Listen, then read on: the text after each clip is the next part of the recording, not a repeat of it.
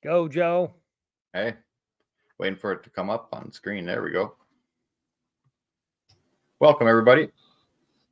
This is a Cointalk podcast, Cointalk. Today we're going to be talking about submissions to grading companies. Such a big good topic. Thank you guys all for being in here. Robert is dealing with floor right now, and Brad is going to give us the news. So welcome, everyone. Good afternoon, everyone. Well, on the coin show front, right now, the Pan Show in Monroeville, Pennsylvania through the 19th is up and running, and I'm sure doing fine. The 18th and the 19th is the I can't read my own writing. The Rome Coin Show, the 63rd annual Rome Coin Show in Rome, Georgia. On the 19th, the Lafayette Coin Show in Lafayette, Indiana, and the Tampa Coin and Stamp Expo in Tampa, Florida. Hopefully, they have not gotten hurricaned out and are still going on. On the 20th, the Columbus Sunday Coin Show in Hilliard, Ohio, the Onondaga Numismatic Association Coin and Currency Show in Liverpool, New York, the Buffalo Numismatic Association Coin Show in Chautauqua, New York, the South St. Paul Coin Show in, of course, South St. Paul, Minnesota, the Nashua, New Hampshire Coin and Stamp Show in Nashua, New Hampshire, and Tucson Coin and Stamp Show in Tucson, Arizona. On the 24th through the 26th, the South Carolina Numismatic Association Annual Coin Show in Greenville, South Carolina. On the 25th and the 26th, the Citrus County Coin Club Coin, Currency, and Stamp Show in Crystal River, Florida. The Western Slope Coin Club Show in Grand Junction, Colorado. On the 26th only, the Muskegon Coin Show in Grand Haven, Michigan. The Litchfield Lions Club first annual Coin, Currency, and Knife Show in Litchfield, Kentucky. The Ocean County Coin Club Coin Show in Point Pleasant Beach, New Jersey. On the 27th, Elgin Coin Club Show in Elgin, Illinois. The Steve Middleton Memorial Coin Show in Hackettstown, New Jersey. Ohio Coin and Collectible Show in Westlake, Ohio. Also on the 27th, the Palm Beach Coin Club Show, Green Acres, Florida. Old Bridge Coin, Currency, and Collectible Show in Old Bridge, New Jersey. The North Attleboro Monthly Coin and Collectible Show in North Attleboro, Massachusetts. And the Trevios Coin Show in Trevios, Pennsylvania. On the missing numismatic items list, on a shipment from California to Florida, it was last scanned in Memphis, Tennessee, and has gone missing. In the package was an 1879S $20 gold piece, NGC, 63 plus proof-like. That's one that'll stand out. A $1795 in NGC AU 55. An 1808 $5 NGC MS64, 1928-20, NGC 67 plus, a 1927S piece dollar, NGC 66, and finally in the package a 1936 half dollar NGC proof 68. If one of these shows up and you think it's a suspect coin, you can contact Doug Davis at doug@numismaticcrimes.org. Of course, Doug Davis has been helping the numismatic community for years with putting out notices like this of things that have gone missing, and he's helped get thousands and thousands of dollars worth of numismatic treasures back to the rightful owners. So if you have a chance, you can thank Doug, and we can also make sure he could get a donation every now and then. And that's, of course, Doug at numismaticcrimes.org. Just before coming online, spot gold was $2,690. silver, $31.60, and platinum, good old platinum at $992. Joe, back to you. Oh, great. Thanks for the news there, Brad. You're welcome. Too much of that crap going on right now, isn't there? There are a lot of things going missing. Yes. Many people now don't even use the U.S. Postal Service anymore because, one, they're very, very slow, and two, things go missing because as soon as you see that that mailing label on the outside that says you just spent $50 to mail an item, everybody knows there's something valuable in it. So people have been moving away from USPS to FedEx and UPS and private insurance. Look, Amanda's with us today. Hi, Amanda. Hello, Amanda. You have to be so careful just going to coin shows, coin shops. I mean, I have a dealer I deal with that small coin show up in northern Minnesota. I was there. There was probably 8 tables left when I was there. So he left that day, packed up, stopped like half an hour from home to grab a bite to eat. When he came out, they knocked the window out of his car and stole all of his coins. So he was out $140,000 or something. Well, first off, you don't travel alone when you go to a coin show. You always have somebody to travel with you. Secondly, if you stop, you leave somebody in the car. That doesn't always mean that you're going to be safe because they're getting more bold every day. But try not to stop. The biggest thing you can do also is before you get in your car, do a walk around. Check under your tires, front and back, making sure that somebody hasn't spiked them, because that's a tactic they use. They spike your tire. When it goes flat on the highway, they pull up like they're going to help you change the tire, and all they're interested in is changing your inventory. Right. So, yeah, we got to be very, very careful when you drive to a show that you are cognizant of your surroundings and what's going on there. So, friend of mine actually had his tire spiked, and he wasn't actually getting on the highway. He was close enough to the show that he was taking back roads, but pulled into a gas station, got out, went into the gas station, and in the time that he was in the gas station, they jimmied the back door of his van quickly, grabbed his inventory. Luckily, somebody in the gas station saw it happen, and they followed them, called 911, and kept following them until the police came.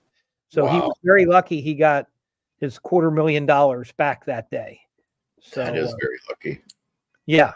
You just have to be really careful. Amen to that. Yeah. And Florida-Lena, she's working in the background, the trooper that she is. She put Doug Davis's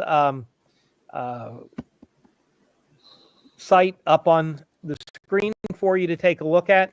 So if you ever think that you are getting some stolen merchandise, or you need help, or you want to make a donation to somebody who's actually doing some direct good to the hobby, that's one place that I can guarantee you that your money's well spent, and he will do his best to let people know that you're missing your items. That's great. How are you today, Blue Moon? You're looking well. Hey, how you doing? Lovely. I'm doing pretty good. RJ's not. Uh-oh. Wow, man. His alarm didn't go off. And so I assumed that he didn't have to work. Oh, no. And I get up like 2-3 times a night. I do. And so I was up at like 5:30, and that's usually when he leaves. And he was still here. So I'm like, I think he might have the day off or something. But no, he was flipping out because he's never late for nothing. Oh, boy. Nothing. I occasionally am late, but not him. Occasionally? Stop it, Brad. I've only seen you in person, what, 2 days? 3 days?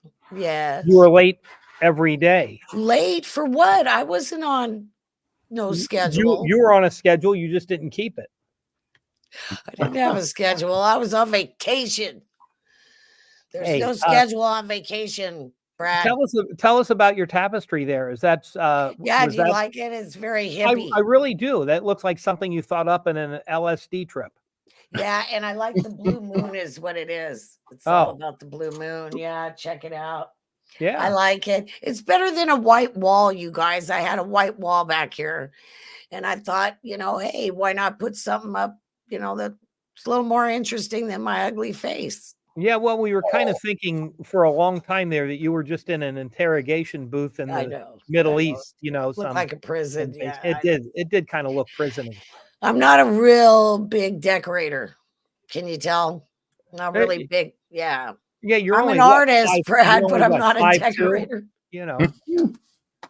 I'm very artistic, but Well, I'm glad not you're a able to break out. decorator. But I'm not. I'm not good at decorating. Yeah, I seen some of these guys earlier today at the Okay, Coin so Crew. are we going to answer the question on the screen? What's the question? Without having to go through the trouble of using Nicodate, is there another way to find out if you have a special mint mark? Maybe On silver, I don't know that Nicodate works on silver. I haven't tried it, but I don't think so. I don't think so I've either. never tried anything else. Is he talking about the one that you put on like buffalo nickels to try to Yes. see the date? Yes, but he wants to put it on a Okay. 1916 dime. Oh, okay. Well, I don't know. Yeah. If it doesn't come out with that, freaking awesome. I don't know what to tell you. Yeah. I don't know. Yeah, I don't think that would work. Yeah. All right. Well, freaking is 180 degrees off today. Mm-hmm. Yep. He does that all the time. Yeah, that's right. It's crazy. Wow, Floor. Oh, Brad, how could you? She must be high on drugs. My God. Saying something nice about Robert, that's awful. Occasionally she does. Oh. Occasionally Bill's got less money to spend on coins 16D this have week. any Damn, Bill. dye markers? Good question. Gee, the only thing I've ever paid attention to is the style and location of the mint mark. Nothing else. I don't know that there is any other marker, because by 16, I think all of the dyes were being made in Philadelphia, and then the mint marks were added later at the branch mints. So I don't think there's That's any true, other Brad. dye marker. I don't think there's any other dye marker we can look for. That's true. They put the mint mark on later. Yeah. Yeah, that's why when you look at your Lincoln Cents, they're all over the place. Mhm.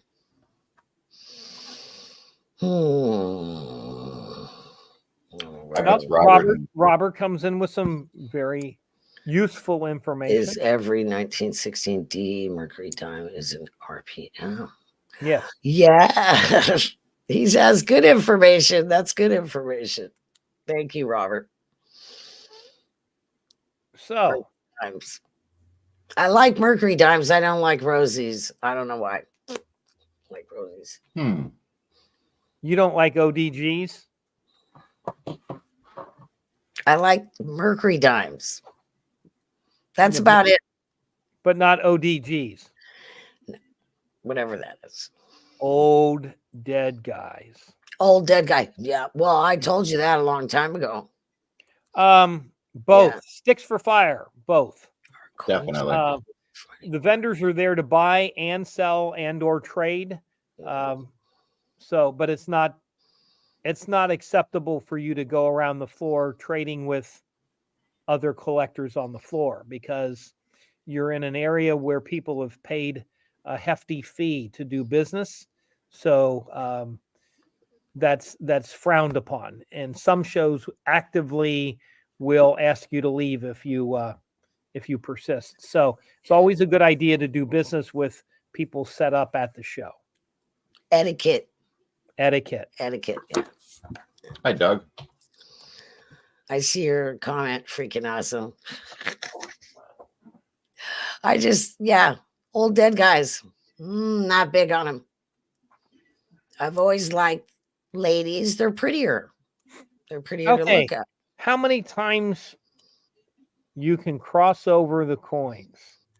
I don't don't know. quite 100% understand the question, but I'm assuming you mean how many times do we try to cross a coin from one service to the other? Not very often personally.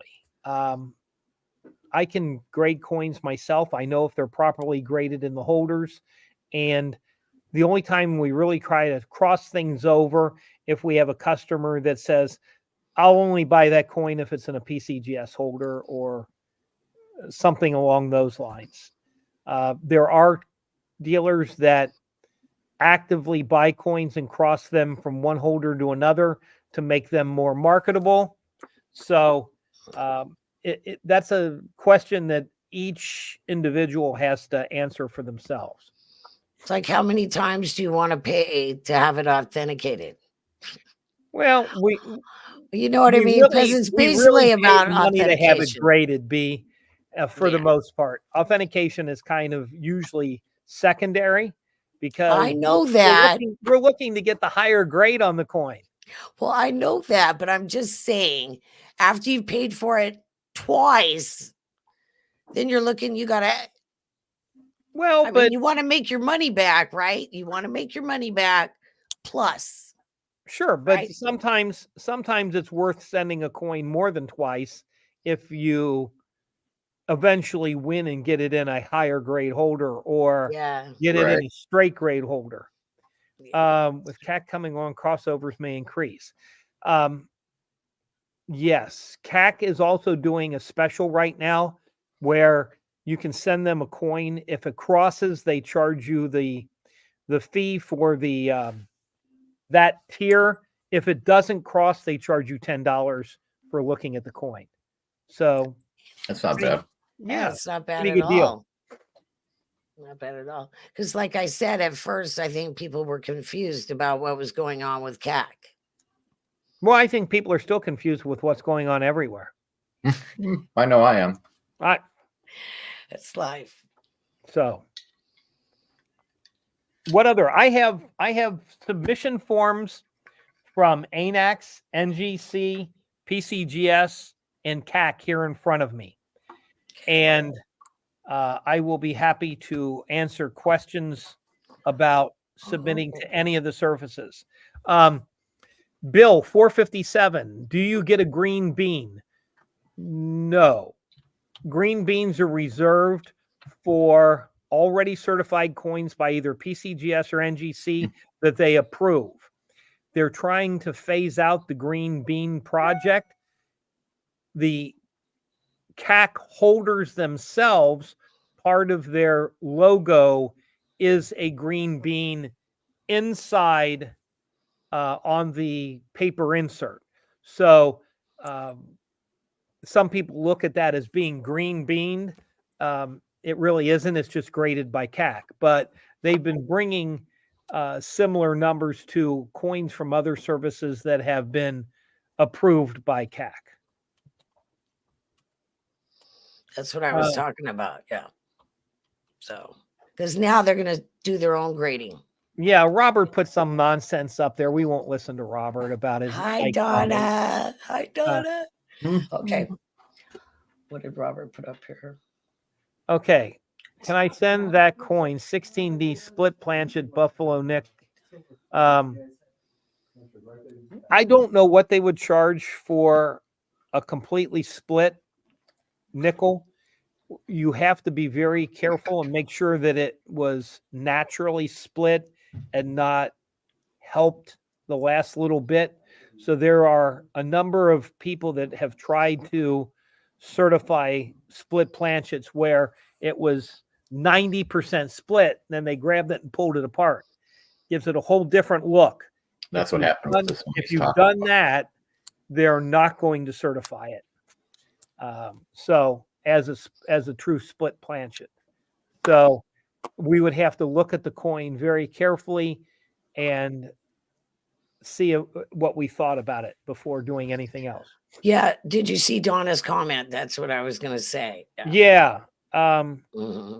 I have a locking mailbox.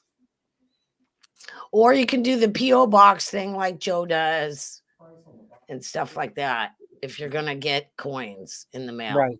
I'm lucky enough that I have things sent to the shop, you know, have a so it business. always comes when somebody's here. We're open. Nobody's leaving it in the bushes outside or Exactly. so. Yeah. You know, that's very important. And even today, a lot of times, if you've checked the box for an adult signature required, a lot of the delivery companies are still using their COVID procedures where they're not required to get that signature. So that is something you should ask about when you're getting ready to ship it. Are they actually truly requiring a signature or not? So don't pay extra for a signature that you're not going to get. Exactly. Because they do that too. Yeah. Oh, Blue, you have an admirer. Donna loves you. I love Donna too. Yeah. I love Donna. Yeah. So yeah, Donna, get a locking mailbox or something. If your neighborhood's getting really bad, because the neighborhoods here are getting really bad, and they'll just, I mean, what do you call it? Amazon will put something on your porch and boom, it's gone. Yes, you got to be really careful nowadays. Yeah, it's not good. You can also have Amazon and some of those things. Thank you, Donna. Send it to a locker. There's a locker. Have Yeah, lockers. I mean, you can get a place that accepts your mail, a drop. So P.O. box. if you do get a lot of packages, either a P.O. box, but you can get a private mailbox too. That's what yeah. So, if you're getting a lot of packages, that might be a good investment. Yeah, because that just sucks when somebody steals, somebody. Oh, Robert put up, you can request the U.S. Post Office send you an email showing you what is in the mail for you. I didn't know you could do that. Good job, Robert. Oh, like informed delivery or something? Yeah, informed delivery, but still, in between the time that they inform you and they deliver it, it can still go AWOL. Right. So locking mailbox, PO. Even if you lock your mailbox, there'll be people that will watch your mailbox and break into it. Yeah. Well, and crime is really bad nowadays. And they've stolen some of the postal workers have had their keys stolen, and so really, they use stolen keys to open the boxes too. So, or they have somebody with little tiny arms stick their hand in there. Okay, well, you're small enough. We'll just hold you by the ankles and put you down in the box. I've seen it. I've seen little people with skinny arms. Kevin Dobbs asked a real question, B. What do you think a coin would have to be worth to justify grading? Oh, here we go again. Mm-hmm. All right. So that is up to the collector. I have had people send coins in and pay more for the grading, shipping, encapsulation, what the coin's worth. And I tell them, but their response sometimes is, I want them all in the same holder so that when I have my collection, it's all in the same holder. It all looks alike. So in that case, it doesn't matter what the coin's worth if the collector wants the holder itself. So most of the time, the way I look at a coin is if there's a difference, a significant difference in price between one grade and the next, and the coin is straddling the grades, then I go ahead and send that coin in, hoping they grade at the higher grade. Or if a coin is $1,000 coin, people today have a hard time spending $1,000 on a coin that isn't certified. So it just depends on each collector as to what they want for their collection and what are they using certification for. Non-sentimental coins. Okay, Kevin, right? Yeah. All right. What was this that Donna said? I called and they did an inspection and called me saying that they couldn't help me. What is that? There you go, Frankie. Where is that? I missed that. I don't know where the numbers are in the line. It was Donna Helton. It's not too far back, Brad. Oh, yeah. called. A lot of times, if you say, "Hey, I haven't gotten my package," yada yada yada, the person that takes the call at the post office is not real interested in doing any work in a lot of cases, and they're just like, I can't help you. Yeah. I had a situation not long ago that they attempted to deliver a valuable package, and normally they then bring it back the next day. And when it didn't come the next day, they missed our hours at the shop. Didn't come the next day, so I checked on it, and the person that sent it to me put the registry number in, and tracking said that it was being returned to sender. So I went down to the post office and I said, "Don't return it to sender. Give it to me. Here I am. You came after closing yesterday, but didn't attempt to return it today." And they said, "Well, we don't have to do that." And it was a really big hassle. And the postmistress at that station and I didn't part friends. How's that? But so there are a lot of things in the small print that you don't read that kind of absolves them of 98% of the problems. And I have even heard that lately they've people have been having a hard time getting reimbursed even when they have paid the insurance. So be very careful with the USPS, I think. Yeah. It's a government. What is better third? Oh, okay. What's the best grading company for varieties? I think they're all pretty good. It depends on which holder you like. It depends on how much money you invest. It depends on how long you want to wait to get your coin back. So, again, it's personal taste. So, ANAX is generally a little less money than other companies. And if you're going to have inexpensive coins graded and identified, that could be an avenue for you. But in the scheme of reselling them, ANAX is kind of the fourth in the top tier. The next one up would be NGC, in my opinion. They bring less money than PCGS or CAC coins. Again, some people like their holder, but both NGC and PCGS now are owned by non-numismatic entities. Right. I called NGC the other day and was asking a question.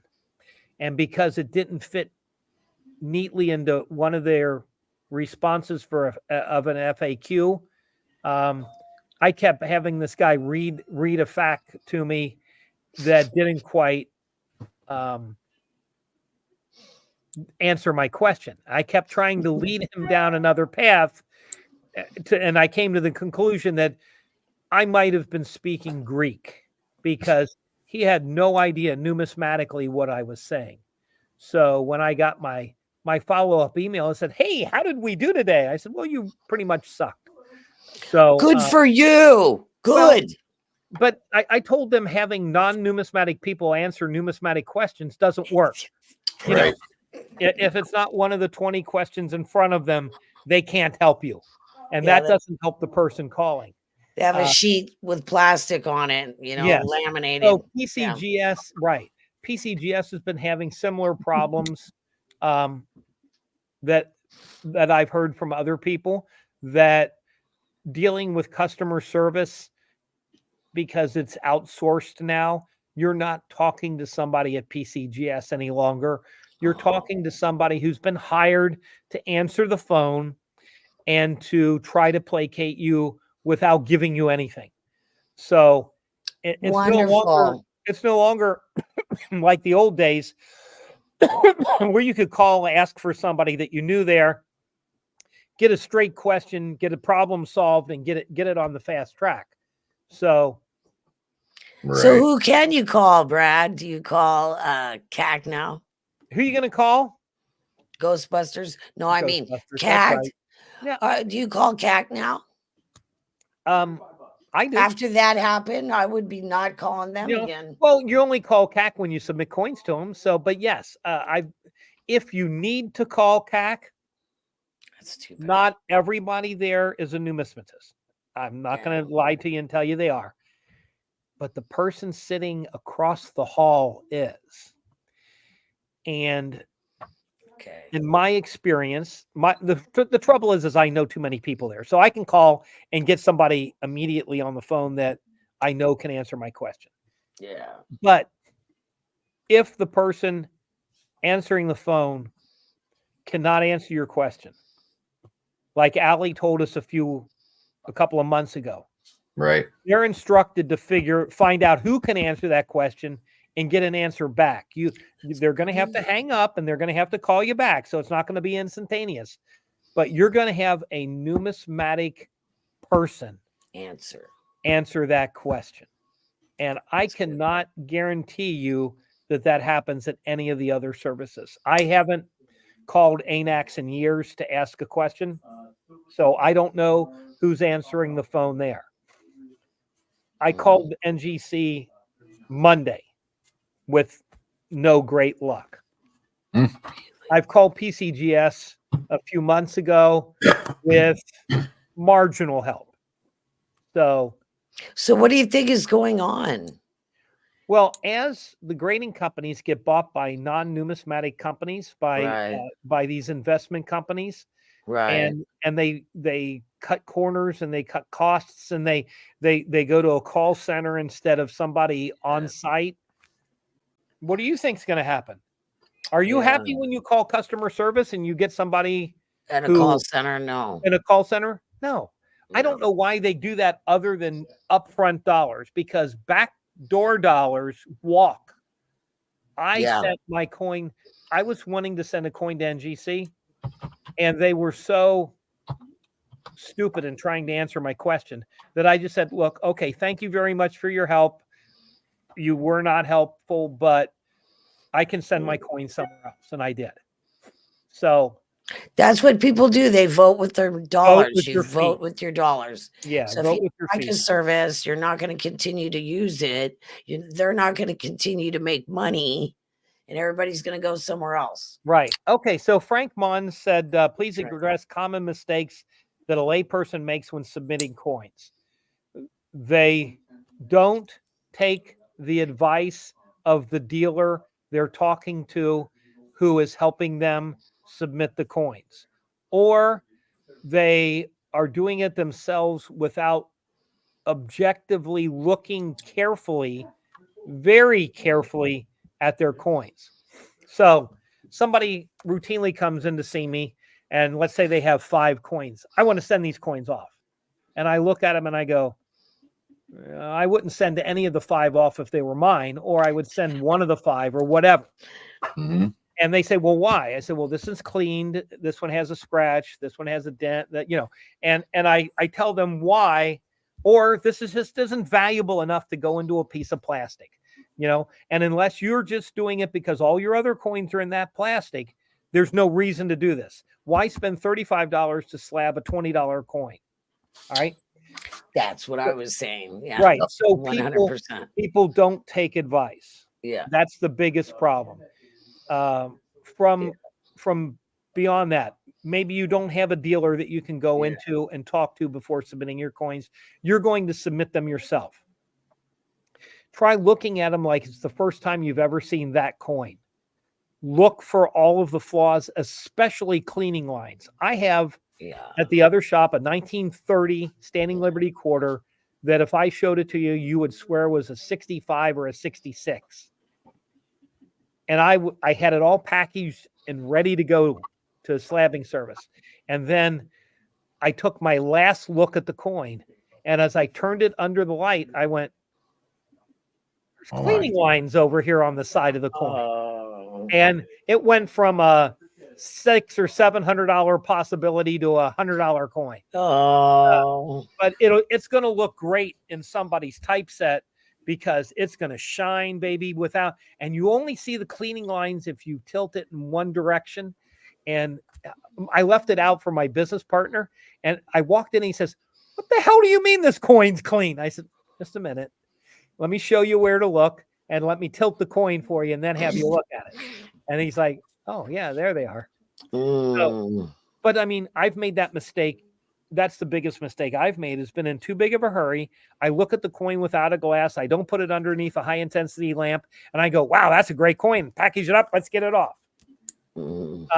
Secondly, a big mistake some people make is if they're submitting proof coins or uncirculated coins, that they are not putting them in poly bags before they put them in the flips. Because, yeah. Remember when we talked about slide marks and albums last week? Oh. Flips can cause slide marks too. Big ones. Yeah. So drop your coin in a poly bag, put the poly bag in the flip, and send it that way. So that is two of the biggest mistakes. The next biggest mistake is people not packing their coins properly when they send them. Filling out the submission form completely, including your credit card information or your check or whatever, but packaging things so they don't rattle, so the coins don't slide around, and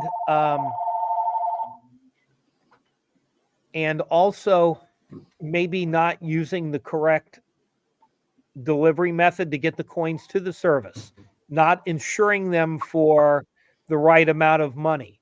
Oh, really? Yeah. So that's interesting.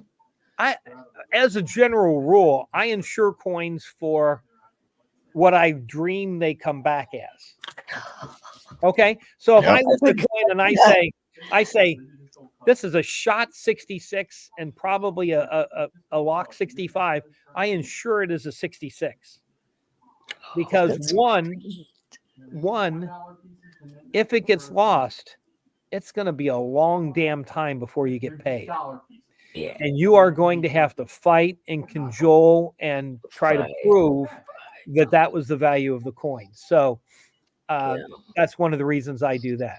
It's always good to take pictures of anything valuable, jewelry, coins. Really good point, B. Good point. I don't do that. I'm going to start doing should. That. You look at that. B's on top of things. So today, take a picture of your submissions before you send them. That proves that at least you had the coin before you put it in the right. The and box. Robert taught me how to use the coffee cup. Using the right tape. Using the right tape. You want to use for the post office. You need tape that they can put a postmark on.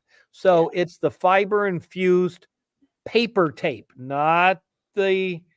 Not this.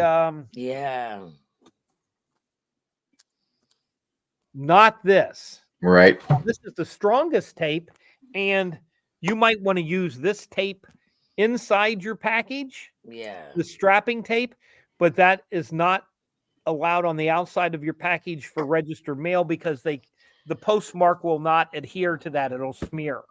So another thing I do is I always put the address inside of the package, because if the package gets ripped open and it destroys the address, sometimes they don't have it. Right. So you always want to put to and from on a little piece of paper inside the package. But if somebody rips it open and finds coins in it, they're going to throw it's away. Gone anyway. It's gone. let's see. Where Yeah, are we? Florida-lina. Yeah. Paper tape, right. Yeah. Yeah, Frank's right. CAC puts my name on he only puts the name on my personal coin labels, not my company. But that's good. Yes. And yes, I am a name dropper. Thank you. And Frank is, of course, that's my definition of an intelligent person. Frank at 333 says, folks are taught not to remember every answer, but know where to find those answers. Yes, we don't want to clutter up our mind with things that take up important space. Right. Okay. So Bill at 333 said, okay, when ANAX has a person at a coin show accepting submissions, you have to understand that he is actually not an employee of ANAX. He is generally a volunteer from the local coin club that is manning the ANAX table and helping you out, but cannot offer any great advice or any real help, actually. But they're volunteers. We had our local coin show. One of the local guys volunteered to sit at the ANAX table. So I know for a fact he was not an employee. Every now and then, I guess the bigger shows, they do have employees there. But if they're at a regional show, that person behind that table is likely a volunteer. I ask questions daily at CAC, but the only real way to show a coin is in hand. Right. Even in a respected holder, there are coins that you're going to disagree with, and it falls upon you to inspect the coin and make sure it matches your requirements. Robert wants me to show the forms. I don't know that they're going to show extremely well with me holding them up. I didn't know if you downloaded any, Robert, that you could put up, but this is the NGC form. And basically, you just follow the big dark black numbers and fill in the blanks. And if you have a problem, customer service can help you. But do follow the instructions carefully. This is a PCGS form. Now, I believe PCGS, you either have to be a member of their collectors club or submit through a dealer who's a member dealer. So you can't just out of the blue say, I'm going to send a coin to PCGS. No, you have to join their club, which there's a fee for that, but they give you grading dollars in exchange for that fee. So it ends up, if you send in 4 coins or 3 coins, your membership actually ends up being free. So that's one thing to remember. NGC is the official grading company of the American Numismatic Association. So if you are a member of the ANA, you can submit directly to NGC. ANAX, I don't believe, requires you to do anything more than send in your coins with a form. I don't believe they have a collectors club. No.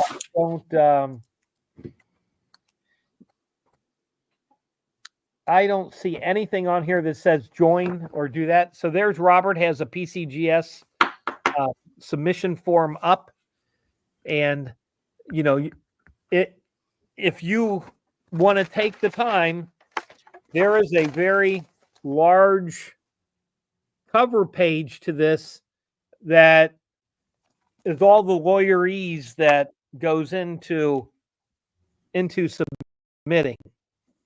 So there's a submission agreement. So there are a lot of useless information in there, like you get from most lawyers. But if push comes to shove, you've, by sending your coins, have agreed to this contract. Here is shipping and insurance rate, and international and US. They give you options of who to have ship the coins back. So if you have a UPS or a FedEx account, you can use that. So you're basically following third grade instructions. And I know some people have a difficulty with that, but that's the biggest thing, is make sure you fill out your submission form correctly. If you don't, it will slow down your submission. Here's the NGC form. So pay attention to the grading tiers. The grading tiers are based on the value of your coin. So, for example, your economy tier, your coin can't be worth more than $300. Now, people cheated on that so much in the past that the grading services have started going, okay, you can submit it and pay us the money for that tier, but if we grade your coin and it's a lot better than that, they charge you more for that particular coin. So they'll upcharge you. And so if you have a coin that, say, I think it's a $300 coin, but if they graded a point higher, it's a $600 coin, you send it under the $300 tier. And then if they do grade it the $600 grade, paying the extra $10 or $12 is a joy. I always say to people, I love when I get that little email that says, we've upcharged you for 2 coins, because it means they came back better than I thought they would. Right. So that's a good thing. But pay attention to your tiers. Some tiers are for coins that are non-gold. A lot of companies, you have to send gold coins at least a regular tier, or a special gold tier, and they're all enumerated on the submission form. So read it carefully, and you cannot mix. Each form has to be filled out for each separate level of submission. So there's quite often that I will send a shipment to one of the grading companies, and there'll be 3, maybe even 4 submissions in that box based on the value of the coins in the submission and how quickly I want them back. The higher price tiers normally come back quicker. So, let's see. CAC is much the same way. I think they have a little simpler. Let's see. For some reason, I have lost my CAC submission form. But again, everything's online. It's spelled out very clearly. The cost of submitting coins is upfront. There we go. Most coins, most of the grading services have a separate modern tier. So modern coins can be graded at a much lower cost, but it's a lot slower. They're going to be the last coins that are done. So it's very simple if you follow the rules. When I do it, I pay by credit card. So that precludes sending a check that may not be the right amount because I miscalculated insurance. I got upcharged for a coin. So I use the option of paying by credit card. Let's see. Oh, Bill wanted to see a poly bag. Okay, so can we come back to full screen for me, Robert? Want to see a what? Oh, a poly bag. This is a poly bag. I don't have the top to it. They come in a bag of 100 of them for $4 or $5. So most collectors can buy 1 pack of poly bags and it'll last them forever. I go through a lot more than that. You know, if you have a local dealer that's submitting for you, ask them to put them in poly bags, even a circulated coin. I put everything in a poly bag. It's another level of protection for your coin, just to keep it from getting scratched by accident because there's a piece of sand or grit in your flip. but this is a poly bag. Thank you for asking, Bill. We take things for granted a lot of times. Doing it for 40 years, you just a poly bag, okay. Yeah. Um, Zippy. take Zip pictures. bag. Yes. Don't those Ziploc bags no. Those usually don't. Oh, you're talking about those ones. Oh, okay. Yeah. See, this is an open top. This is an open top poly bag. Oh, okay. Okay. It doesn't seal. So Yeah. you open it, you drop. Okay. Here you Yeah, go. that's good that you're Here. You drop making your it, coin yeah. in like this. Okay. Then I fold it like that. This is cool, Brad, that you're showing everybody this. They need Now, to see it. and yeah. also, these are not 2x2 holders. These are 2.5 by 2.5 holders. They're Okay. oversized. So that's what most of the grading companies want you to send them in. So then I have this here. I put the poly bag down into the flip. Nice. I fold the flip, and we have this. Okay. Now, I know I told you last week never to have rubber bands near your coin.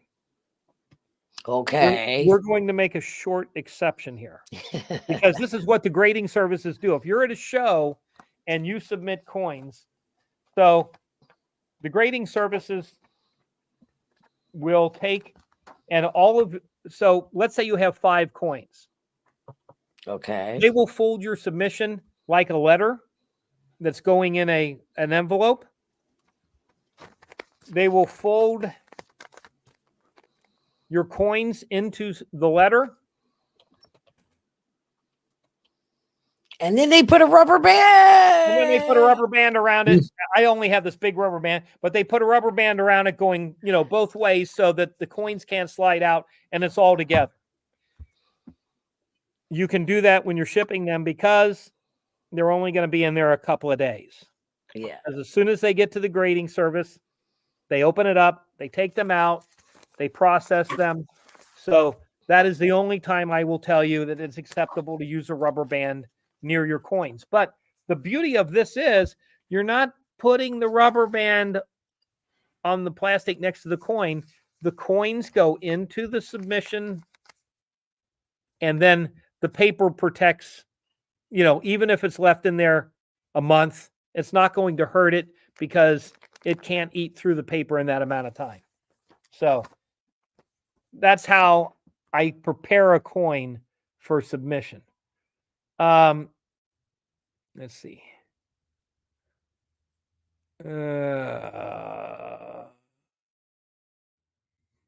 Okay, yeah, the forms can intimidate you, and that's why you don't rely on Robert, Frank. You rely on Brad. I do not use a number 2 pencil. I use a pen, ballpoint pen, because it can't be erased. Never, never, never fill out anything important in pencil. Let's see.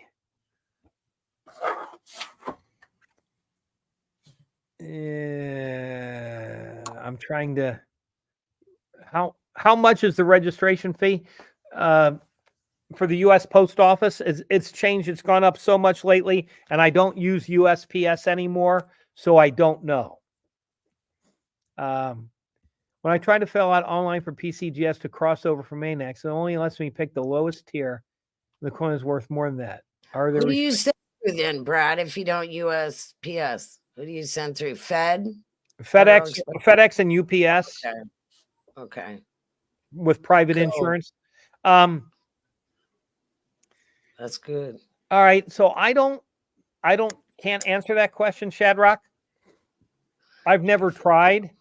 Most of the time I have pre-printed forms, or I print the form out and fill it out by hand, because a lot of times I don't want to do it online because I'll start a form and set it aside. And as I get coins to add to the submission, I'll add to it. So I've got it printed out and I use my good old Bic pen. So I can't answer that question about, I just would check off a higher tier and insure it for more.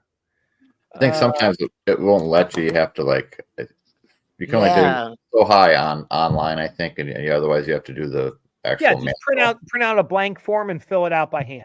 Yep. There you go. Okay. What do you think of this question? Yeah. Which question's that? JB. Yeah, don't worry about me. 6 months? If you make a mistake, somebody's going to call you or email you and say, hey, you made a mistake. What do we want to do here? I've gotten that call and email before. So don't let it intimidate you that much. 6 months? 6 months what? Might as well charge them interest. I'm just kidding. Oh. Anyway. That's a long time to wait, Brad. 6 months. What are we waiting 6 months for? That last comment, that guy said he's been waiting 6 months. Okay, so if you've been waiting that long, there's something wrong. Call customer service and complain. I don't know if he's been waiting on that order or if he's been waiting 6 months to have it. What's the average wait time, you guys? Well, like you can't average it, can you? You can't average it because the wait time on moderns is going to be different than regular submissions and express. So it all changes. Am I able but to 6 months is too long. Yeah, 6 months is too long. You call them with your submission number and say, look, I've been waiting way too long for this. You need to fast track it. And they'll look and see how long it's been there and they'll fast track it. That's much too long. Okay, Jay, you have 4 uncirculated wounded eagles, worried about how much to insure it for. All right. So go on eBay and see what wounded eagles have been selling for in the grade that you think your coins are, and then insure it for something more than that. That's the way I do it. What do you use as a rule of thumb? I mean, sometimes I insure it for 1 times the amount, whatever it is, I insure it for that. What do you do? What's your rule of thumb? I insure it for more than I think it's worth. Okay. That's what I do too. Yeah. Okay. So that's a perfect example, OC. Normally when that happens, I'm happy because the coins are worth more than I thought they were. Yeah. If you weren't just overtly cheating, you should be happy that you got charged more because that told you your coins were worth more than $300. So, it all depends on, were you cheating and trying to get by, or did you just say, well, they might be $300 coins, but they might be $600 coins. I don't want to pay the $600 fee if they're $300 coins. So you go ahead and send them at the lower rate and be happy when they come back better. There's a good question, Brad. So what if you send in too much? They're not going to refund, are they? No. There you go, people. Yeah. So, I'm trying to scroll down and see some of the questions that I missed while I was talking. But still, that's a good question too. I mean, Freaking says a paperclip would hold it together. Not if you have 5 coins. You're not getting a paperclip around that. So if you have a single coin, yes, but a paperclip introduces more chance of error to the package than a rubber band. Use hair ties. Yes, you can do that. Right. Frank says no metal is better. That's right. Let's see. Somebody else is smoking the dope that Blue Moon is with the background. Okay. Oh, stop it. What? Maybe they used to. That's funny. Okay, let me see. Those tiers seem like they are there for extra money. No. Okay, so this is interesting. Bill 457 and 356. The tiers are there for a reason. Okay, and the reason is You pay more money to get your coin back faster. You pay more money to have one of the best graders in the United States look at your $10,000 coin rather than one of the newest graders in the room look at your $300 coin. So you're paying for expertise and speed. So I don't look at it as they're ripping you off. I look at it as you're choosing a different level of service, and they have put a value on the person that is going to look at that coin. So if you have an entry-level grader who does $300 and under coins and modern coins, and I know somebody at CAC like this, and they're teaching them to grade better coins. But starting out like that, you're going to make considerably less than what a top grader would. So if you're making, I'm just going to pull a number out of the air.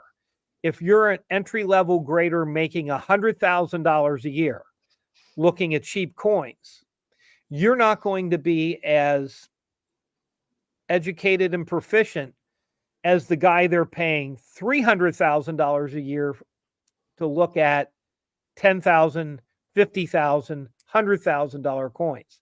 So, you want the 15-year pro looking at your really great coins. Yeah. So that's what you're paying for. Let's see. Good explanation. Okay, we got that. Kicking butt, Brad.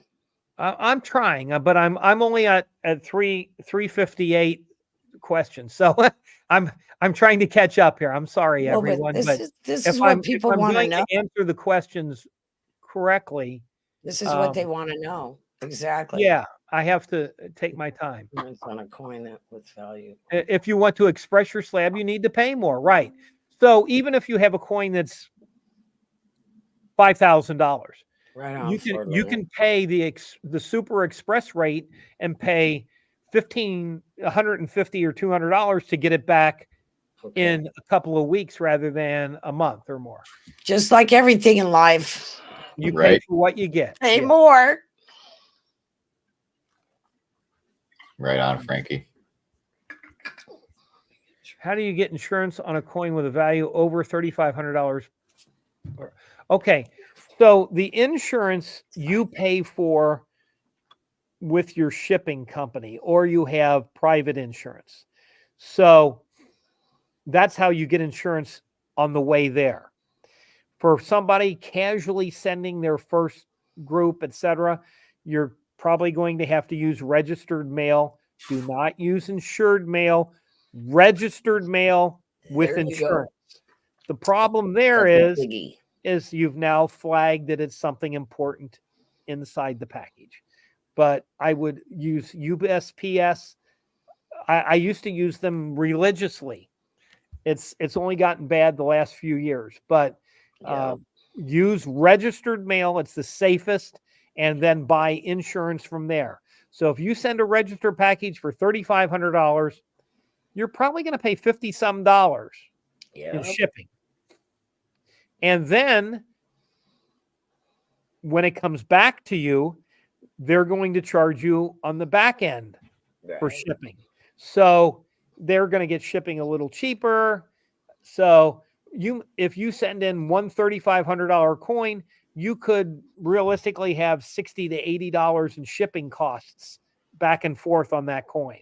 So you have to be careful in what you send in, making sure you have enough coins or enough value to not only offset the fee that the grading company charges you, but the shipping and insurance on both ends.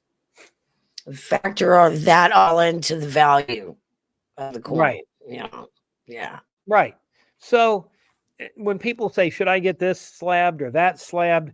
We have a conversation and find out why you're getting it slabbed. Then we have a conversation that, okay, you look on the grading form and says, look, it costs $25. I said, that $25 submission ends up costing you $35. Well, why? Well, because you got to get it there and you got to get it back. And each invoice and all the companies do it, has about a $10 charge for handling the invoice. Now, you send in 1 coin, you pay that $10 charge. You send in 100 coins on the same invoice, one $10 charge. Now, there's only room for 20 coins on an invoice, and you just cross out the invoice numbers and write the same as the first invoice and put 1 of 1 or 1 of 5, 2 of 5, 3 of 5, 4 of 5, etc. They'll consider that one invoice. There's also on each invoice a quantity block. So let's just say you're submitting a roll of 1881 Morgan dollars. You don't have to write 1881 Morgan dollar mint state 20 times. You can write 20 in the quantity column, 1881 Morgan dollars. Put the value down you think. So you think they're MS65, so you put down $300 for the value. Then you multiply the 20 times the 300 to get your total value. It was what you're insuring it for. So, and what you're being billed for. So as long as you don't need the coins separated for any reason. Now, many times I'll have customers send 2 coins. Each customer has a 16D dime that they want to send. So I'll put one of them as the first line of the invoice and one of them much further down, and knowing which, then the first one that comes back is Bill's coin and the second one that comes back is Fred's coin. So in that case, I don't want to use the option of 2. If I owned both of them and they were inventory coins, I would put quantity 2, 1916D dime at $1,000 a piece. So then I would pay insurance and slabbing fees on 2 $1,000 coins, but I'd only have to fill out that one line for both coins. Okay, OC Stacker, who's 20 minutes from your house? Anax? So There's nothing you can do about that. If they're close to your house, it doesn't matter. well, but yeah, You have to mail it. some companies let, okay, PCGS. I don't know. Maybe if you're a big enough submitter, they will let you do that. But they also have, they have a table at every Long Beach show. You could go to the Long Beach show and submit there. I think there's a Santa Clara show. I don't know if they still set up there, but there are a lot of shows you can go to and drop them off, and then you have 0 shipping on one side. Well, Great Collections isn't a slab. Really, Robert? That's good. Something good to know. You can, OC, I hate to throw cold water on you, but you can walk in at PCGS if you're the right person. I don't think I'm the right person either. So, you're not a rock star, I guess. not with PCGS. Tripod said international shipping sometimes has secret charges. I've never done international shipping. Don't know. Sorry. Yeah, I don't know a lot about it either. Put it this way, it's a lot more expensive to ship international. Just to ship to Canada is more expensive. Yeah. Well, it's a foreign country, B. Yeah. When I sent out them sweatshirts long ago, and I sent one to, Big Red Bullion, it cost a lot more than everybody else. Anyway. Well, I don't see a lot more questions coming in, so hopefully I've covered. Oh, you've covered a lot, and I think you've helped out a lot, Brad, because they have questions even like if that. Even if you want to re-ask a question because you didn't quite get it, feel free. Don't be embarrassed by that. I'll only make fun of you if your name is B or Nick.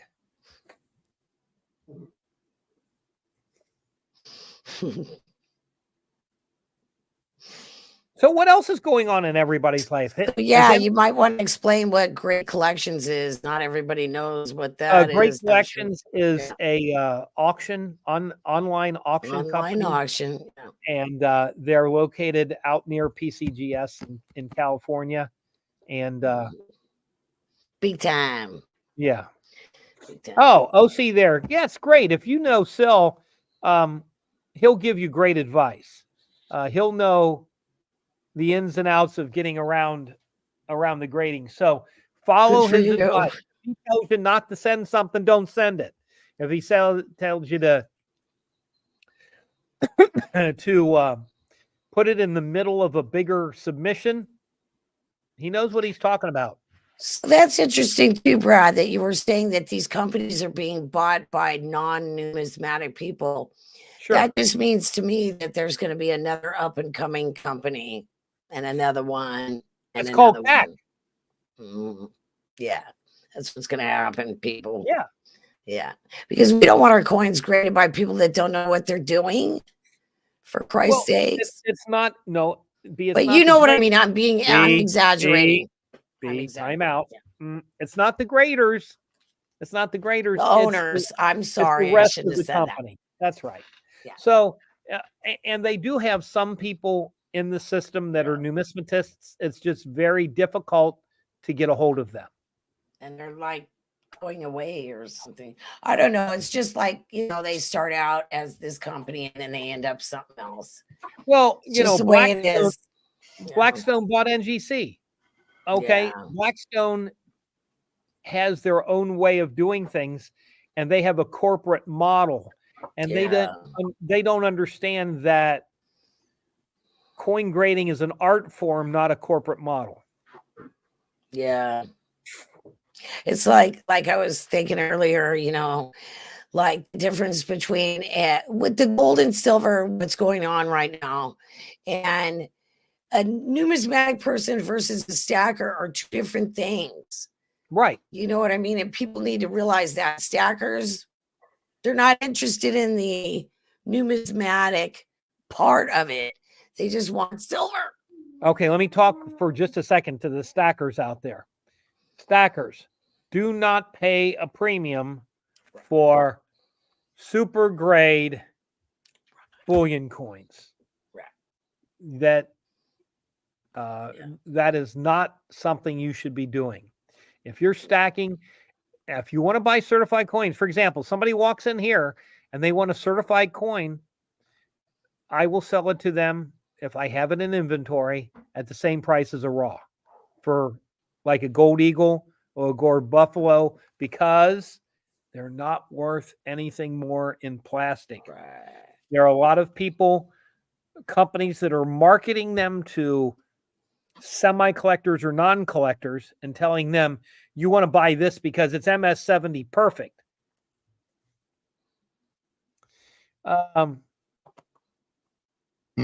Yeah. Really, Robert? Let me just say that I was somewhere the other day and somebody said, did you hear about all the people leaving NGC? And I'm like, oh, no, I didn't. I started making a few phone calls, and it seems like maybe NGC is having a little problem retaining important cogs to their grading. That's what I was saying a few minutes ago. They just kind of migrate to somewhere else. Right. Okay. Yeah. Bill 457. Never heard that it was an art form. It really is. Grading coins is not something everybody can do. Yeah, I agree. Not something everybody can do well. I agree. Okay? So,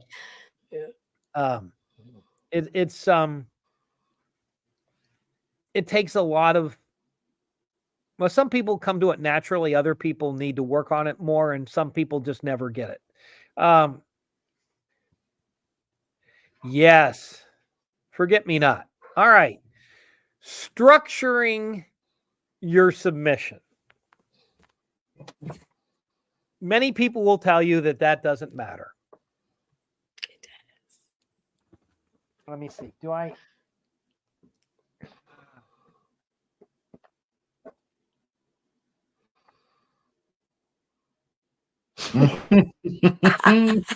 Okay.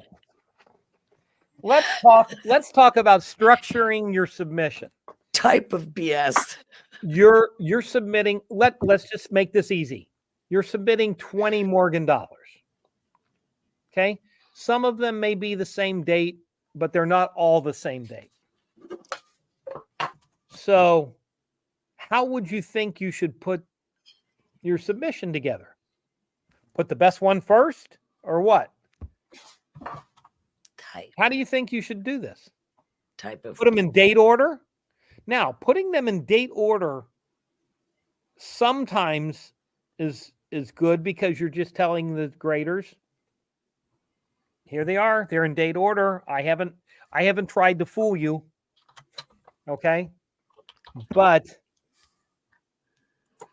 if you want to try to play a game, you put your worst one first and your best one last. Because if they're going down and grading them and they make a mistake at coin 12 and overgrade a coin, they're going to be comparing coin 13 to coin 12 and coin 14 to 13 and 12. So there's an opportunity to reset the grader's eye if they've made a mistake to continue to make more mistakes. Yeah. Makes sense. It makes a lot of sense, Brad. So a lot of times I just put them in date and mark order, as they appear in the red book. Yeah. If you read the CAC submission, Type. if you read the CAC submissions rules very carefully, they tell you to put them in the order that they appear in the red book. There you go. So that there isn't this type of gamesmanship. Yeah, there you go. When somebody brought up SIL once before, many years ago, I had a scarce date $10 gold piece. And SIL said, we really should get this slabbed. And he said, we need to send it in the middle of a bunch of more common ones that they're going to just look at in grade 61, because the coin was really an AU coin, but we wanted it to compare favorably with average submissions. So we just stuck it in with a bunch of regular $10 gold pieces. And of course, it came back a higher grade than it should.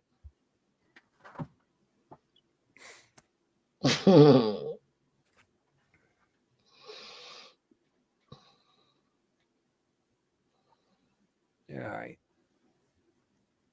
What other questions might you have? Or is there anybody out there who has tuned in today that bought something neat for their collection this week they'd like to? that'd be cool to hear. Yeah. Yeah. What have you bought lately, B? Not much. I've been being good. I try to be good. No, being good is supporting. Staying out of trouble, being good is supporting your local coin dealer by buying stuff. I don't know, but I think RJ and I are going to go to the next Oregon show. I mean, there's not a lot here in Oregon, so I don't know, Bob. What do you think? There's a show up in your area. Yeah, coming up. Coming up? Okay. Yeah. So B will be there. We don't go because there's nobody here. Not a lot Bill, of Bill 457 got the flowing hair medal. How do you like it? Is it cool in hand? Frank. Oh, they just sold Frank yesterday. One also. Joe sold a really spectacular Carson City Morgan last night. It was pretty neat. Yeah. That was a beauty. Yeah. Everybody's just drooling. So does anybody out there Robert wants to know if we have a topic for next week. So is there any other topic that some of the listeners would like us to tackle for next week? So we'll see if we get any suggestions between now and the end. If not, we'll have to make something up. And then I'll talk to you personally about what I want to talk about. Oh my. No, I'm just silver and gold and that kind of thing. And yeah, because it's really crazy right now. Do do do do do do do do do do do. It's like, oh my goodness. And I watch, all the financial stuff, and I've been watching that stuff for years. So consider someone selling a coin they Okay. Oh, No. Okay. that's a good question. So, all right. If the coin is raw, maybe. If the coin is certified, no. You have paid for a professional opinion. That professional opinion has been labeled on your coin. And based on that, you can point to a value someplace that corresponds with that label or an auction record or whatever. So after you've paid for a professional opinion and you're pricing the coin based on that professional opinion, it's not dishonest. I don't think so either. Yeah. If you go to somebody with a used car and one person thinks it's not a lot nicer than another person, it's not dishonest to sell it to the guy that likes it the best, right? It's the kind of the same thing. Now that's an interesting question. I don't know why there's a question, but well, anyway. it's easy because it doesn't have a face value, right? It doesn't say $1 on it. It's just the metal, because the mint can make any metal they want. Yeah, To make a coin, they need authorization. Right. that's true. From the committee.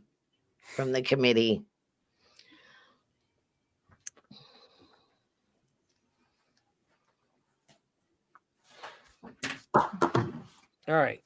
That's why it has a smooth edge too, not the reeds, correct? Because it's a metal. Well, that's maybe part of it, but I'm pretty sure that they can make plain edge coins for commemoratives if they want to. Oh, Florida, you are super. Don't let Robert tell you anything else. That's right. So, Frank, are you saying that that the gold coin is a Halloween coin? It's demonized?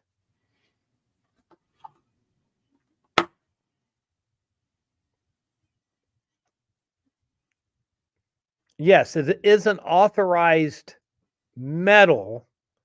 To be an authorized coin, you need congressional approval, I believe. Yes, Bill 457 there. Oh my God, that's probably not a good subject because, Kevin, I don't have an inventory system. Me either. Not one that works. If it's in my store, I own it. If it goes out the front door after being paid for, it's yours. That's my inventory system. I'm sorry. I don't have a 1-for-1. There are too many raw coins with of lower value that don't have an easy way of keeping track of them. How do you keep track of 27,000 wheat cents? Right. There you go. OC has got it in his brain. My brain There is you go. small. So I'm sorry. We're not going to do inventory systems. There you go. By the pound. That's right, Yeah. Kevin. I usually just have 5-gallon buckets from Home Depot that I say, okay, there's a 5-gallon bucket, or I put them in 5,000 count bags, so that's easy. Yeah, spreadsheet, but I'm not going to sit down at a computer and enter crap into a spreadsheet. That's All right. right. Anything else that you would like to cover that is maybe, a little easier for those of us with small brains. OC's out. Okay. See, Thanks for coming by. And RLC is in. hello. This is like, what is this? Like a dance club? One person goes, one person can get in. Mm-hmm. Beanies of CAC, Flordolina. You mean just the stickers, hon? Yeah, but they're back in the safe.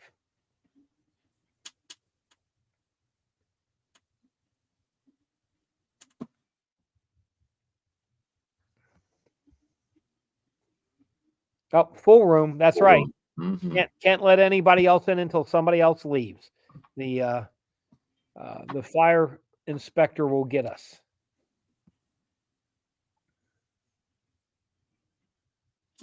Oh, never mind then. Yeah.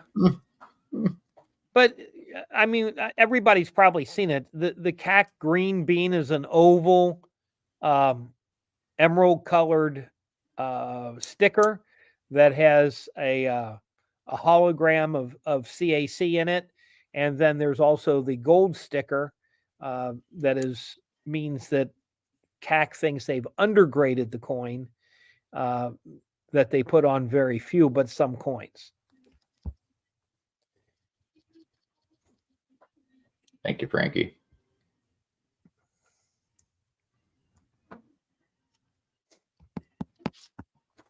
So you going to any shows coming up, Brad? I'm pretty much a homebody for a while. The next real show I'm going to is the Fun Show in Orlando in January. So until then, I might sneak out to a small one, but that's pretty much it. There you go. How about you? Where are you heading, Joe? Oh, I'll be in South St. Paul on Sunday. Okay. I hit all the small ones here. Are you going to also go to the Michigan State show on Thanksgiving weekend? No, I probably should. My family's all coming into town, so okay, I could go the other way, but you know how that goes. Yeah. I've never made that show. Thanksgiving weekend has always been busy at the shops. So I think it's a great weekend for people that don't have kids and, dealers that can get out and do the show. That's great.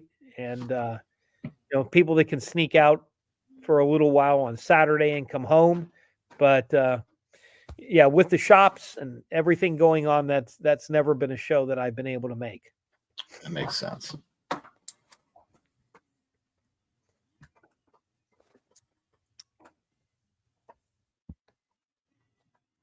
Let's see. When green eggs and ham. I had eggs this morning, but thank goodness they weren't green. Robert said that Michigan show is an awesome one. Yeah, everybody that I know that's been there has spoken highly of it. So if you do want to give it a try, I would highly recommend doing that. Right on. Paul Hampton's just trying to figure out what the smart butts are saying. So, well, you keep working on that, Paulie. Well, if you have another question, ask it. I'll try to break it down. Old. Hey, look, if B can understand it, anybody can understand it. Welcome back, Blue Moon. I was cold. It was cold. It was cold, and I had to go to the bathroom. So, but it's cold. It's starting to get cold here. Yay! Early half cents, Karen. Oh, I used to love early half cents. That I started a collection of those, and I thought that was going to be my specialty. But then I figured out that really nice copper on the early stuff, like the 94s and 95, 67, etc., it was really hard to get. So that kind of pushed me towards silver. RLC, which 33 gold coin, pre-33 gold coin is the best to own? I love Saints. I have more Saints than I have Liberties. I like 10 Indians, but that again is another question/answer that's best. Each person has to decide for themselves. I know people that just fall in love with the 5 Indians.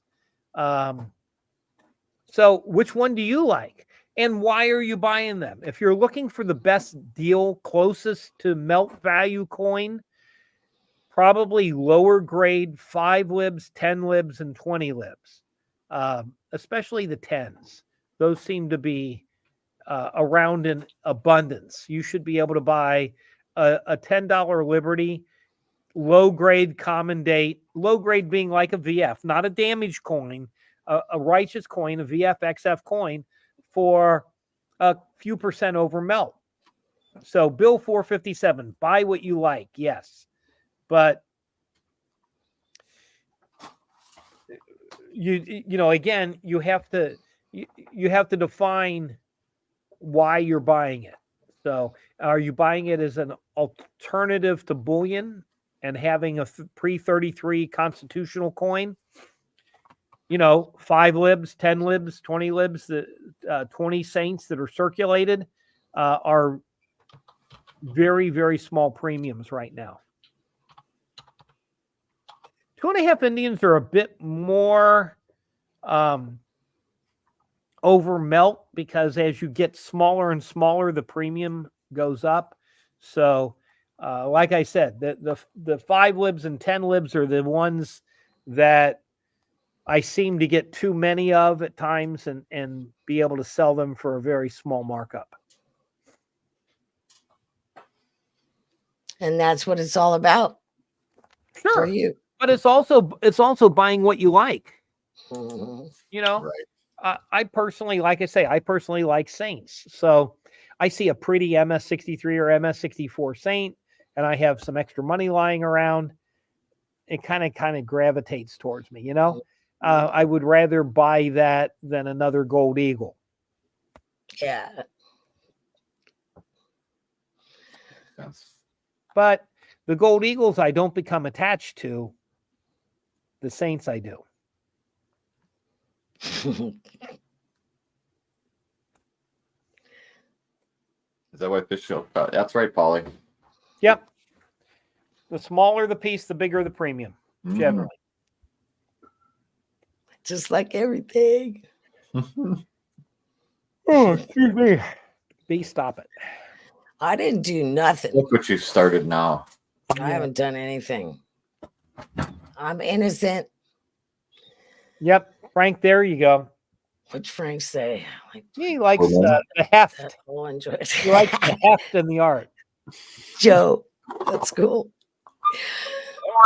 The spot prices. I enjoy the heft and the art. Yeah, because it doesn't matter, does it? Really, when it all comes down to it. There's nothing more fulfilling than lifting a canvas bag of $120 gold pieces. But no buts. Yeah, there's kind of. Oh, that's cool. I don't know. I think there's kind of a but. No, what's the but? Like if they were $20 gold pieces that were better than the other. Yeah, but they wouldn't be loose in a bag then. Exactly. I know, but that's what I'm saying. If they were different ones and they were better, it would be better. There's always better. Yeah, there's that foreigner asking about foreign gold again. Right, Frankie? It'd be a nice pillow. Foreign gold sometimes is better. It's okay. I like having foreign gold because when gold goes up, I don't feel bad about selling it. Me too. Okay. What do you want to know about a bad double eagle, Robert? You mean the fake ones that I've been selling you, or what?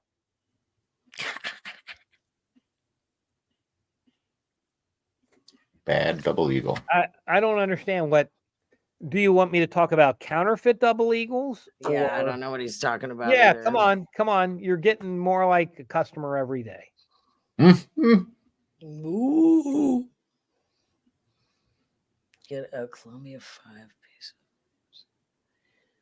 Yeah, that's interesting comment, Bill. Yeah. Well, let me see. What's do I have a calculator? Oh, some are better than others. Okay, gotcha. Okay. Well, yeah, some are better than others, you know. So if you get an XF 1928 $20 gold piece, you can get it for a few percent over melt. If you get a 27D in any grade, it's going to cost you multiple times. Mm-hmm. Yeah. So it does matter. It can matter, yeah. It matters, yeah. We got some South African that's very nice. Some South African. I hate Kruger ants. Nobody knows where it all goes, Brad. Nobody knows. I've got some Kruger ants too, but I'm not, Paul Kruger's ugly, and Springbok is what we call, bait to catch lions.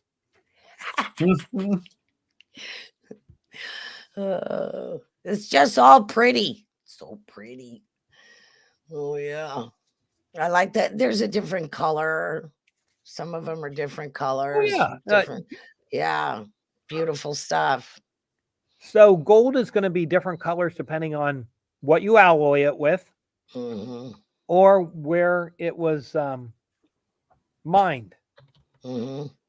Flora, I still have the Taj Mahal, I think. Or did you buy it? Frank likes the buffaloes. They're pure gold. I agree. I love the buffalo because I love the design. I mean, look at it. It's gorgeous. Me too. And it's not an ugly guy. It's not an ODG. You're right. Oh, yeah. Let's see. Here. Or there. So Bill's buying like Colombian gold and 20 liras and 20 francs and things like that. Yeah, those are great. Sovereigns. They're all very tradable coins. I have people walk in and go, I have 120 francs. What are you paying? Quote them a price, write them a check. It's done. Yeah. But in more modern times, countries have gone to the even, 10th ounce, quarter ounce, half ounce, 1 ounce.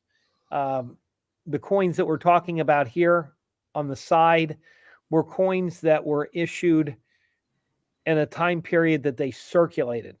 So they had to take into account the gold to silver ratio, as well as the countries and the worldwide standards. Which is gonna start changing a little bit here and there. It's coming. What's changing? Well, a lot of it's coming because of, I told you, me and you are going to discuss this about gold and I charge silver. $150 an hour consultation. I'm sure you do. Send me a check and then I'll talk to you. I'll just write you an email and then you have to listen. Brad wants a double eagle. What's that now? Wait. I was trying to read that. I was pulling Bob's leg earlier. He's just pulling back. Bob, huh? That's funny. All right. Robert. He doesn't seem like a Bob. Yeah, and you can't pull his leg anymore. It comes off.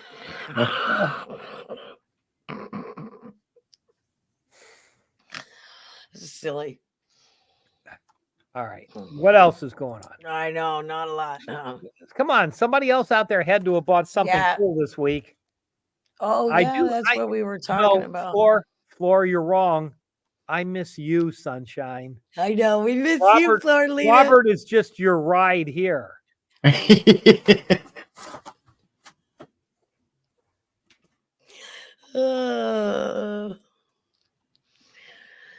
It's good to see that you're up and about, Florlina, or feeling better, at least. She's feisty. That's good. She's probably propped up in bed, typing on the computer while Robert feeds her chocolate-covered strawberries and massages her feet. She's going to die laughing about that one. I'll bet. Yeah, she's going to die laughing.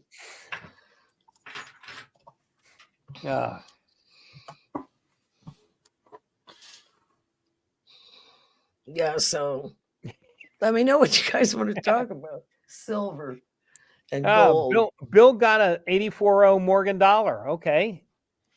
Did you get that from Robert? Nice, Bill. Because Robert got it from you? Yeah. Yeah. There's like a little chain, you guys. You'll find out there's a little chain that goes along. Chain. Yeah, chain. Okay. No, we can't do that. Nick's not here to make fun of because she doesn't know what's going on. I miss Nick. I love Nick. She's great. Oh, he got it from me. Oh, you got it. Nice, there Bill. you go. One of the two. I got it from Robert. Robert got it from Brad. Okay. Yeah, and then they get it from Brad, you know.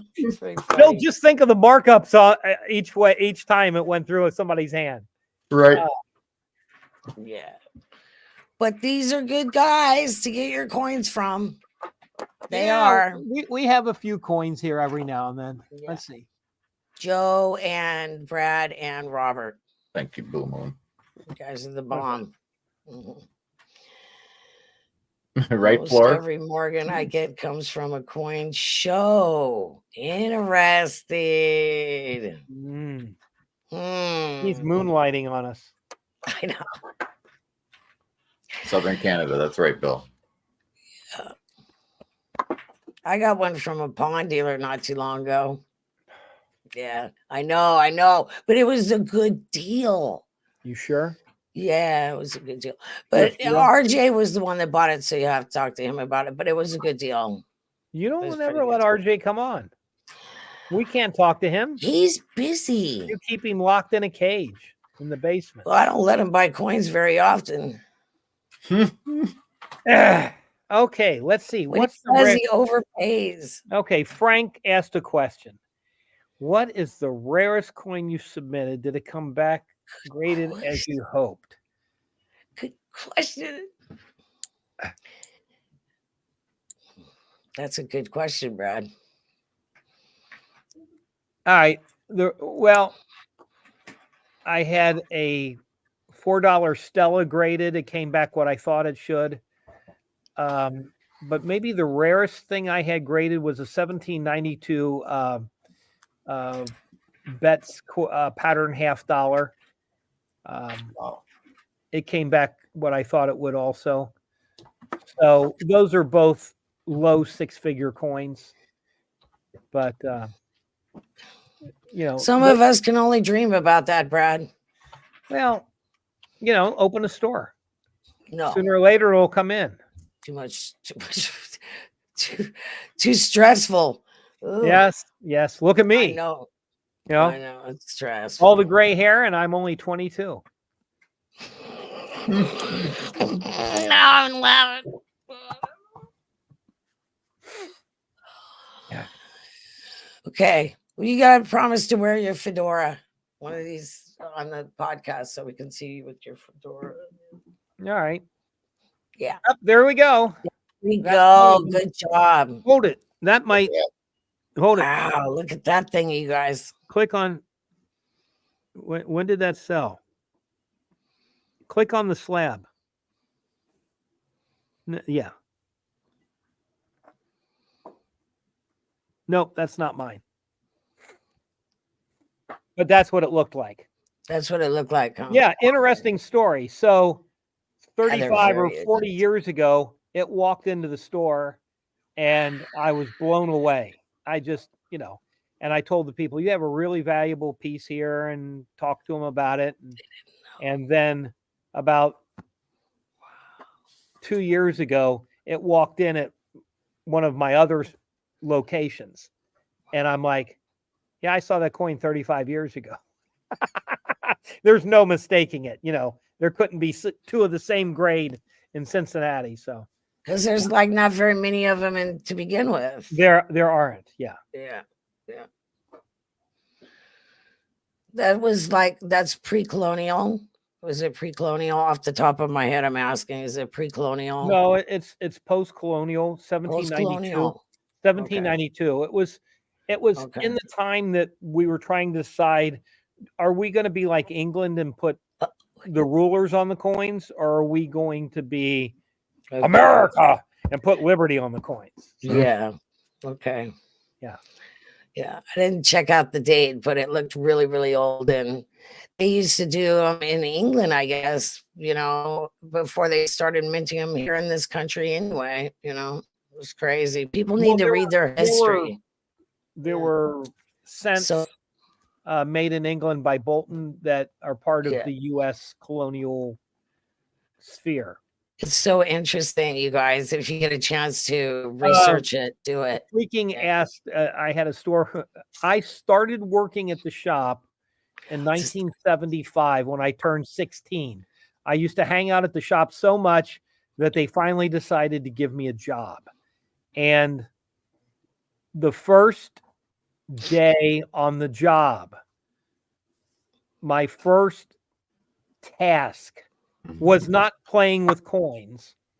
It was going into the back room and cleaning the toilet, which had not been cleaned since the Teddy Roosevelt administration. It growled at me when I sprayed it with cleaner the first time. It was disgusting. I used 2 rolls of paper towels, almost a whole roll of spray cleaner, and nearly threw up 3 times. I almost quit. I was very close to saying, I'm done. I'm out. So that's how my career started. It started cleaning toilets. But so I was 16 then, and a few years later, I ran the store, one of the stores for the guys that owned it, and then they retired, and I bought in as a partner in 1981, and it's the only thing I've done in my life to earn money, really. So that's awesome. Good for you. Yeah. Freaking thought I was in my 50s. I love you, dude. I qualified for Medicare this year. So yes, now I'm cleaning coins. No, you don't have to kid about that, Bill. I do clean coins. That was also part of my first job. Is we used to have Sunday specials every Sunday, and I worked, and my job was to get there early. And if we had a roll of dollars that we were breaking up to sell on Sunday specials, my job was to dump them all in the dip and make them all nice and shiny and ready to sell. So, and I still clean a few coins every now and then, depending on what's going on. Because nobody cleans the toilet there. Yeah, Dave just said I still do. I still do, but I don't let it get that bad before I clean it. There was nobody holding pliers when they struck the first U.S. coins, but thank you for thinking of me. Just because you have a tool in your identifier there. Oh, Blue Moon's over. She's starting to crying. Yeah. Well, Blue, you have to understand that not long ago, one of the guys that owned the stores, when I first was employed there, he was in the shop doing some business, and we were talking about the old days. And I was like, yeah, I almost quit the first day. He's like, what? He says, yeah, you weren't at that store, but I had to clean the toilet and it was really bad. I almost quit. That's a guy thing. You know what I mean? That's a guy thing. Robert, what was the first coin I had slabbed? It was an 1815 cap bust $50. Well, at least you slabbed a good one. Yeah. Karen, yes, I started at the top of the toilet and worked my way down. They figured they'd hire him because he was always there. It's like he's always there. Just get a job. No, that toilet is not hanging on the wall. The toilet is no longer in existence. We don't have a store in that. God. Okay, anymore. We need to talk. I'm sure it's in Rumpke's dump. We are, Robert. We're looking at the questions on the screen. Yeah. Well, Frank, there we go. Some people have to deal with all of the shit, and it's you and I. I have no comment. I'm not going to. We need to move on to a different subject. Yep, old Frankie. All right. What would you like to talk about, B? Nothing in particular. You wanted to move on to a different subject? Yeah, but B? you're supposed to be helping with that, and so are the other people. Because sometimes what I want to talk about, you guys don't want to talk about. When? Yeah, Where? because you don't agree How? with me and Brad don't Why? agree on this subject. I'm gonna send him an email. Yep, I gotta get me a screaming goat, boy. I'm sorry, I can't talk about the different genuses of pot. I'm sorry. No, that's not what we're gonna discuss. Not You'll that be one. surprised. I can surprise you a lot. Yeah, just because it's only $10 a box. $10 a box. Wow. I know, Frank. I know. What's Frank saying? Okay, you were 16 when you. What happened to the pizza place? It's hard to keep the old gray goat down. Oh yeah. Okay. You talk about girly stuff, Blue Moon. I get way too political, I guess, for some people, because I believe what I believe. We don't have You to believe what you believe. B, you should believe what I believe, because I believe what you believe should be what I believe. I can't believe it. No, you can't. Hmm. We'll all be believers before the end of the day. Believe in, we the people. You the believe people. in pink unicorns too. We can tell. I believe in we the people. That's a good way to put it. Yeah. People should be running this country, not the other people. The 12, 13 families that run this world. David's Doubloons asked if we ordered any flowing hair medals yesterday. I did not. B, did you? B? Nope. B, somebody asked a question on the right side. David's Doubloons. Come on, you can do it. How you like kept us. At 4:50. That's a good question. David's Doubloons asked if you ordered one of the flowing hair medals. No, I was talking about Florida. Brad Blue, did you order any flowing hair medals yesterday? No, the one from Florida underneath it. That's not what we're talking about. See why nobody wants to talk to you, B? Well, you're echoing anyway. I don't know why you're echoing so much. It's your computer. So anyway, no, I didn't, because I figure in a couple of years, one of them will wander into the shop and I'll be able to buy it then. Right on. Yeah. Florida, it's a long story. Maybe someday we'll make a subject matter of how did you decide what you were going to specialize in? Hey, there we go. We have a topic for next week. How did you decide what you were going to specialize in? B, are you going to talk next week about that? B? I don't know. No. I don't know. What do you want? You're echoing, so it's hard. I'm echoing. It's your. Yeah. Am I echoing to anybody else out there? Probably not. No. Okay. Okay, so just one more time, throw it by me one more time, please. Are you going to tell us next week how you decided to collect the items that you do? We're going to have stories next week. I'm going to tell people how I got started on bus coins. Oh, sure. Okay. Yeah, and sure. Then you tell, and then Joe will tell, and then Robert will tell, or maybe in a different order, but we'll all tell how we decided on our favorite coins. Is that okay? Okay. Sounds good. Sounds really good to me. Coin Op is saying no. Was that no to that topic, Robert? I don't know why, you guys. It started at first, and then I reset everything up, and now it's doing it again. No, I'm not echoing anywhere. Blue, did you smoke something earlier that you shouldn't? No, because it, like I said, at the beginning it was echoing, and then I redid it, and now it's doing it again. So I don't know. Oh, okay. I don't know what's going Yeah. on. All right. Could So be anything. next week we're going to talk about how we got started in the series that we're in, and we would like to hear from some of the listeners also. Their stories about how they got started, what their favorite coin is, and why. And there you go. Great. Well, there's also favorite type of coin, and then favorite coin. You can sure.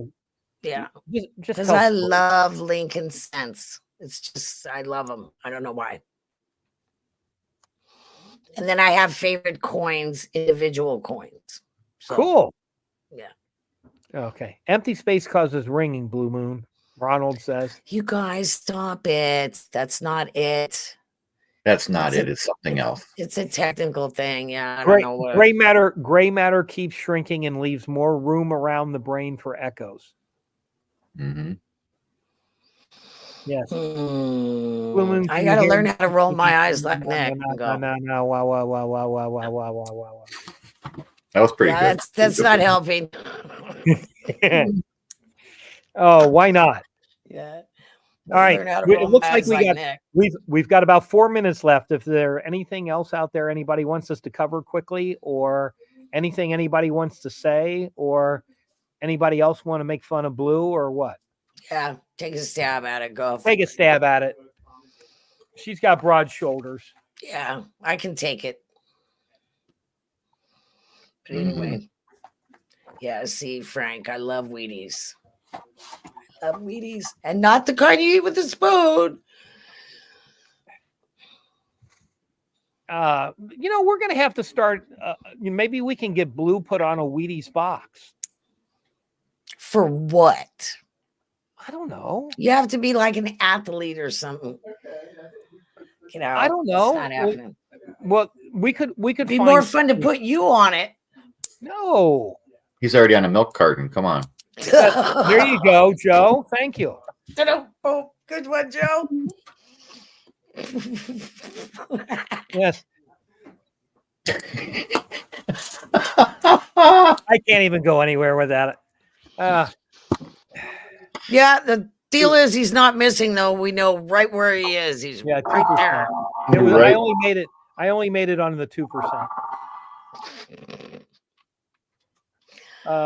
Freaking yes, when did proof become a thing? It was a long before that. Freaking proofs were a thing back in the 1800s.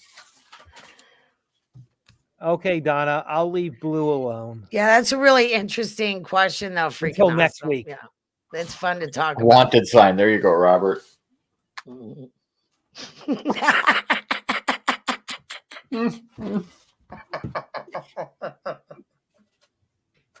So at least some of the people have been to a post office recently. And they saw your picture? Yeah. Yes. Whoops. Aren't you reading the right side? Yeah, I am. Hey, Robert, it's 4:59. Are you coming on this thing? Oh, boy. Who's in charge, Robert? Quick. Help us out here. Buttermilk carton. That's funny. Joe's in charge. That's funny. Oh, well, Joe's in charge. So, Blue, say your goodbyes, I guess. Okay. There you go. Thanks for coming, everybody. We enjoyed having you here, and I enjoyed being on the panel. I always do. And thanks for coming. Bye. Thanks for being here. We all have fun making fun of Blue, and come back next week and join the fun. So take care. Happy hunting, everyone. See you next week. Thank you, guys. Have fun today. Good talk, everyone. Thank you guys for being in here. See everybody back next week. Prayers, Florida Lena. You heal up fast, sweet lady. We'll see you guys next week. Bye-bye.